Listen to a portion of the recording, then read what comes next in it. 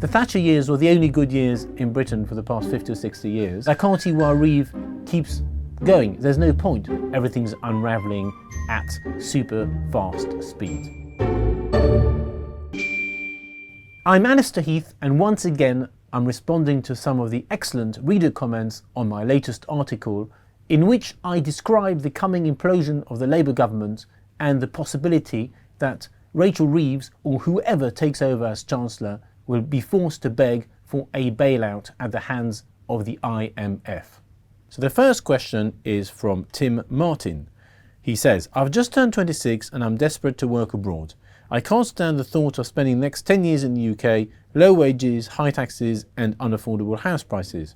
Why should I stay when I could be working in the US or the Middle East? I think what Tim is describing is an increasingly prevalent view among young and ambitious people. They're going around the world where they can earn more money, have a better quality of life, save more money, pay less tax. Tax is very, very important here.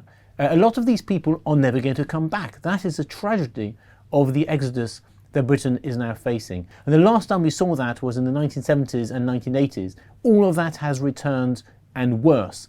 And all of that can be blamed on the total failure of our governing elite, both the Conservative governments of the past 14 years and now of the past year, our dreadful, terrible Labour government. The next question, what's the surprise? Labour wreck the economy every time.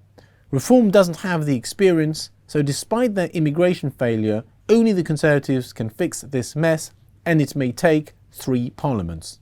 Well, David, yes, Labour does wreck the economy every time. The economic policies always implode on contact with reality. But where I disagree with you is when you're being kind to the Conservatives. The Conservatives have been equally useless. Most of the problems in Britain today can be blamed on the Tories for keeping the Blair-Brown revolution going rather than unwinding it when they came to office in 2010. So I'm not sure the Conservatives are the people to solve all of this. I don't know if Reform are either.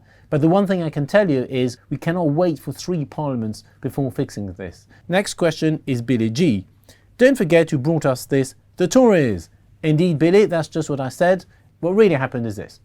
The Thatcher years were the only good years in Britain for the past 50 or 60 years.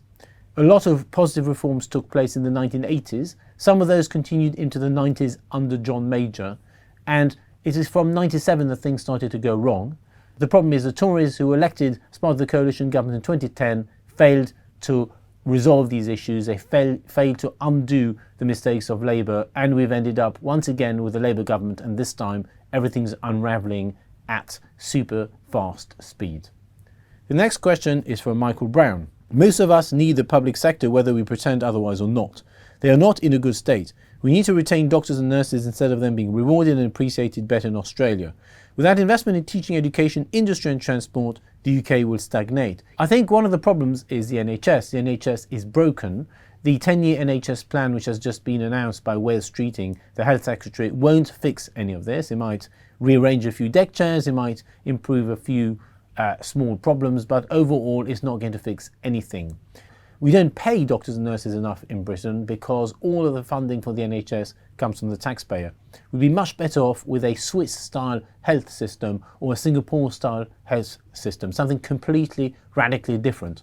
But the problem is, which government will have the courage to even start talking about those sorts of real reforms? And until we see a better class of politician emerge, until the public realise that there's no such thing as a free lunch, our public sector is going to remain in a spiral of decline.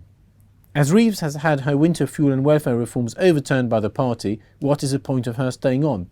The answer, I think, is none. The best she can now do is to come up with a new budget in the autumn, which will be a total calamity. It will be an even bigger tax rising budget than the one she had the misfortune of writing the last time round. She's going to be forced to break all of her promises and potentially break manifesto promises.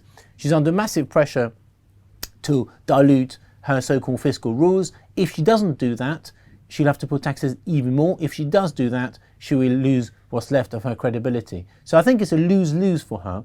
Her reputation, weirdly, was slightly enhanced this week because of the market reaction to the prospect of her quitting. When the markets thought she'd leave, they started to panic. As soon as they were reassured she wasn't leaving, they calmed down. But that should not be seen as a vote of confidence in her, merely a vote of no confidence in the Labour government and in anybody else who could take over. It's a complete and utter disaster. Thank you to all our subscribers for your comments. Keep them coming, and as always, we will try and respond to as many of you as possible.